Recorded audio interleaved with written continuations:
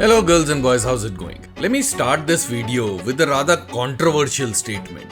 If you think that DevOps, Cloud, SRE roles do not involve any coding, you can just stop watching this video right now. It will not make any sense to you. Get that conclusion clarified from somewhere else and then come back and continue to watch this video. Now, if you are a DevOps, Cloud, SRE, platform engineer, and you've been coding in the same way for the last 3, 4, 5 years, girls and boys, it is time to wake up and smell the coffee.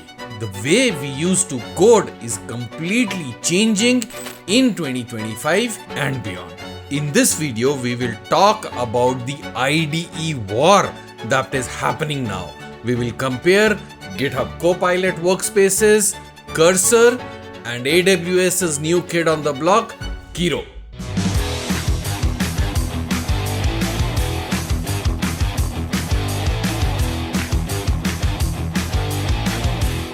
So why all of this matters? Now let's talk real and let's get a little bit real for a minute. Today, coding is not about how fast you can type or how much you can get from memory back. It is not even about autocomplete on your IDE. It has gone much bigger than that. It is about how you can ship effectively by writing code that is secure, scalable, and uses different shapes and forms of AI, because that is what makes you an effective coder. Somebody who's still living in the age of Visual Studio with just that 3 plugins that you use for, the world has moved on. Let's talk about this. Let's start with the big gun in the house, Workspace Copilot, or Copilot Workspace as it's called more commonly. What is it? What is the core idea of it? It is an AI powered environment living inside your Visual Studio Code or github.com. These are plugins into both these places. What is the style of usage? It's more like a describe what you want kind of a thing.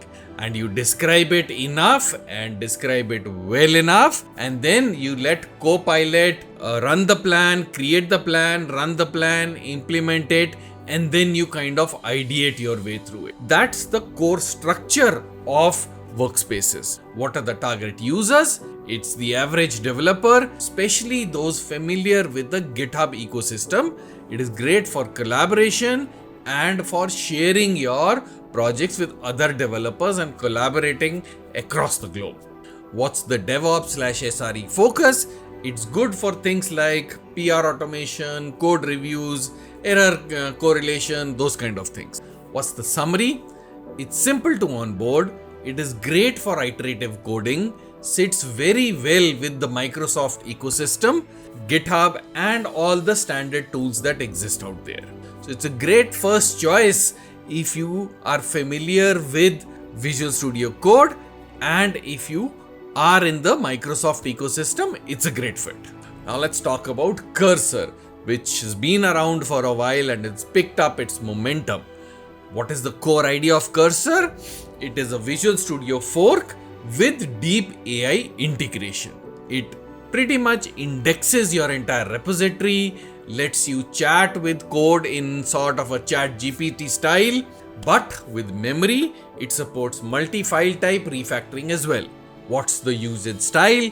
If you're familiar with Visual Studio Code, this is your go-to, no-brainer about that. It's fast, it's got deep code-based project awareness as well.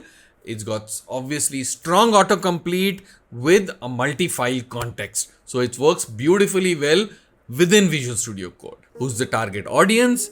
It's the developers who want a rapid, code-aware AI suggestions and who want to use custom LLMs. It's also for Visual Studio Code users who want more speed and who want the power of AI within their familiar IDE. The DevOps SRE focus, I feel this is more focused for the developers right now.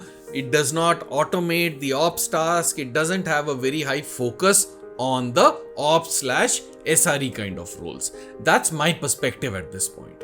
What's the summary? So Cursor is for devs who want Copilot, but smarter, faster, and more project context. Now let's talk about the newest one, Kiro. What is Kiro? What is the core idea? It is an agentic IDE built by the AWS engineers. It is not a native AWS product. It's not even called AWS Kiro. It's a standalone product in itself. It's an open IDE built on VS Code that supports any code provider, any stack, doesn't even need an AWS account to work. It is that independent. What's the usage style? It turns your prompt into specs, tech design, task, and validates your output with robust test cases and execution as well. What are the target users? Developers, especially with large code bases, even monorepos. I've read that Kiro works very well with monorepos, which a lot of the others struggle with, and DevOps/SRE who need smart driven agents for operational tasks.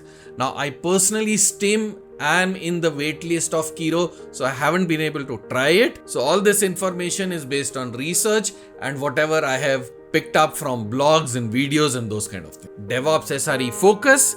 It is built for DevOps SRE because it is spec driven, it executes tasks, it automates your runbook, and it integrates with command line, CLI, and other operational tools very well.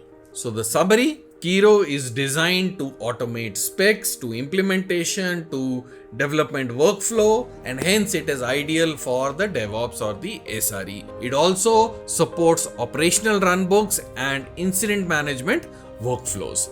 Now I'll have to try my hands on it to give you more details, but that is the long and short of what is happening in the IDE these days. Now, if you haven't used any of this, I would highly recommend you to try one of these. Just go ahead and set up a Cursor or a GitHub Workspaces. Maybe your organization already has these.